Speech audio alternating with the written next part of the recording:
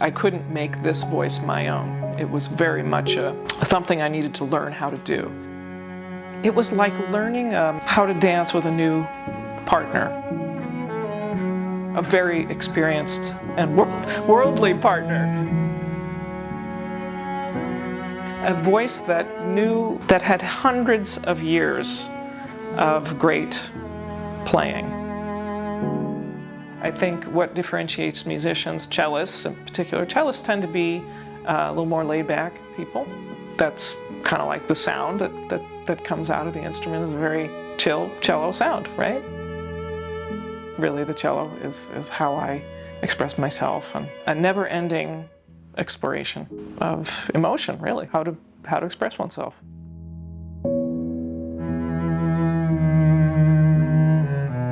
My mother, I think I mentioned, was a pianist. My father was a piano technician, and there was a joke in our family that she broke him and he fixed him.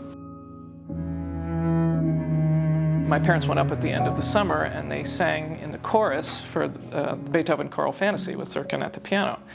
And the story goes, I was a little young to remember it, but the story goes they left me in my carrier under the stage while they went to sing.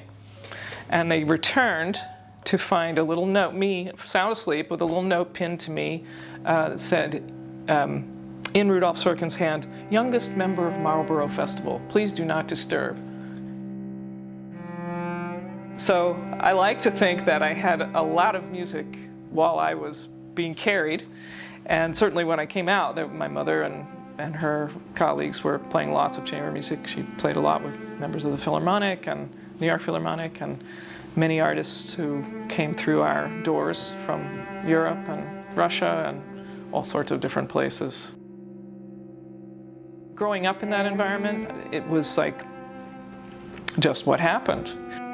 There were Russians in and out of our house all the time. Among them, Maxim and Dmitri Shostakovich, son and grandson of the composer. And one day, Maxim called my father and said, Frank, Slava's here, you must come now.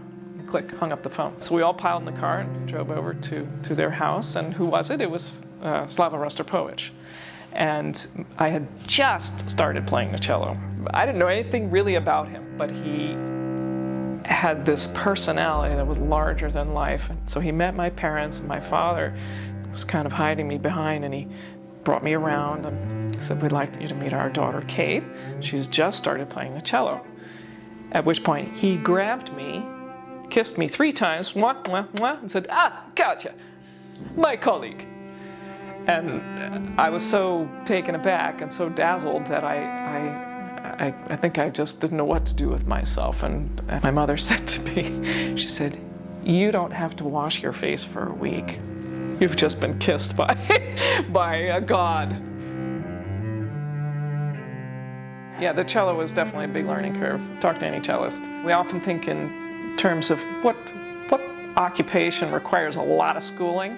Well, a doctor or surgeon is a really good example. They have to go through many years of schooling and training. Any string player, any musician, but particularly cellists. It's a big instrument. You have to have, physical strength and coordination and commitment. I think what differentiates musicians, cellists in particular, cellists tend to be a little more laid-back people. I think that's kind of like the sound that comes out of the instrument is a very sort of chill cello sound, right? The idea of schooling, you have to start when you're really young, because it takes at least 5 years before you're making a good sound on the instrument. I mean, consistently, that someone else wants to hear. The student cello that I had, my teacher had actually said to me several times, you really need to upgrade your instrument. And I guess the universe plans in different ways, but the instrument was damaged beyond repair by a baggage handler. And my family insured with Clarion, and I was able to purchase this instrument. As my teacher said, okay, you need a new cello.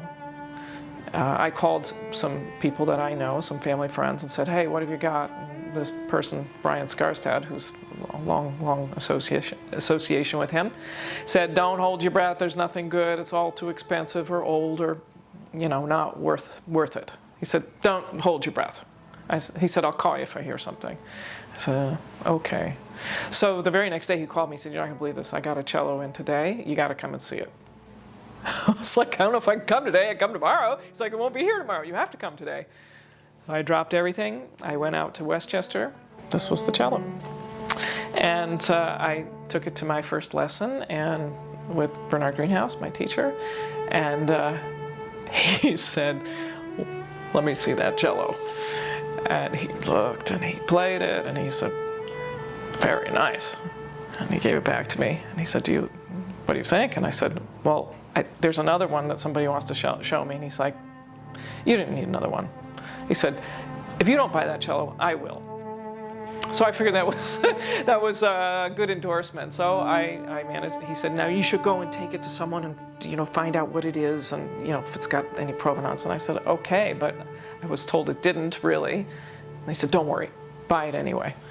So that's the instrument I've played all my life, and it's a magical cello. Every time I pull it out, every time I play it, people just love the sound, and it's quite unique. Very singing sound, and so I'm really fortunate to have it. And I had an experience with where it was damaged. I played a concert. This was many years later after I had the instrument, and it got knocked over, not by me, and it broke right under the scroll.